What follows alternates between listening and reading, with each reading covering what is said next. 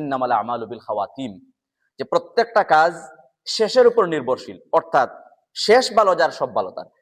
একটা মানুষের জীবনের বিভিন্ন দিক আছে, শুরু, মধ্যখান, শেষ পর্যায়ে। তাহলে শেষ পর্যায়ের আমলগুলো তার যদি ভালো হয়, তাহলে ধরে নেওয়া হবে তার সারা জীবন ভালো। শেষ পর্যায়ে যদি সে ভালো মানুষ হতে পারে, যেন নবী সাল্লাল্লাহু আলাইহি ওয়াসাল্লাম বলেন ইন্নামাল আমালু বিল খাওয়াতিম, শেষেরটা গ্রহণযোগ্য হবে। শেষে যদি সে মানুষটা ভালো হয়ে যায়, ভালো মানুষ হয়ে যায়, তাহলে শেষের আমলের উপর নির্ভর করে তাকে মুক্তি দেওয়া হবে। আর ইমানের উপর মজবুত থাকার জন্য সবচেয়ে কার্যকর যে পদ্ধতি, সবচেয়ে কার্যকর তার মধ্যে একটা হলো ইমানি পরিবেশে বারবার নিজেকে কানেক্টেড রাখা। আপনি এখানে, এই যে একটা ইমানি পরিবেশ, আমরা ইমানি কথাবার্তা বলি, ইমানি কথাবার্তা শুনি, এর মাধ্যমে ইমান বৃদ্ধি পায়, ইমানের উপর মজবুত থাকা সহজ হয়, নেকির কাজ করা সহজ হয়।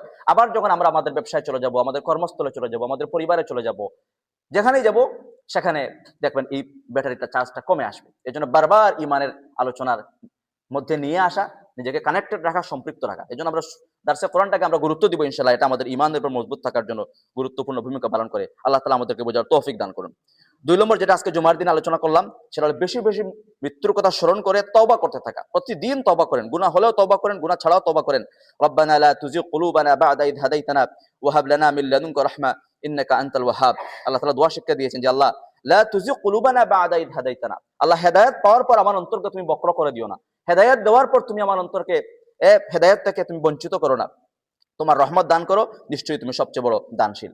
সাইয়্যিদুল ইস্তিগফার আপনারা প্রতিদিন পড়বেন। সাইয়্যিদুল ইস্তিগফার একটা মানুষের মৃত্যুর প্রস্তুতির জন্য কার্যকর ভূমিকা পালন করে। সাইয়্যিদুল ইস্তিগফারের কি ফায়দা?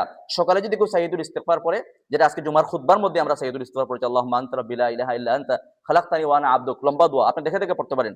আল্লাহ নবী সাল্লাল্লাহু আলাইহি ওয়াসাল্লাম বলেন, সকালবেলায় যদি, বুখারী শরীফের হাদিস, সকালবেলায় যদি কেউ সাইয়্যিদুল ইস্তিগফার পড়ে, মান ক্বালাহা মুকিনান, কেউ যদি ইয়াকিন সহকারে সাইয়্যিদুল ইস্তিগফার পড়ে সকালবেলা, আর সন্ধ্যার আগে ওই ব্যক্তি মারা যায়, ফাহুয়া মিন আহলিল জান্নাহ, আল্লাহ নবী সাল্লাল্লাহু আলাইহি ওয়াসাল্লাম বলেন ওই ব্যক্তিকে জান্নাতবাসীদের অন্তর্ভুক্ত করা হবে।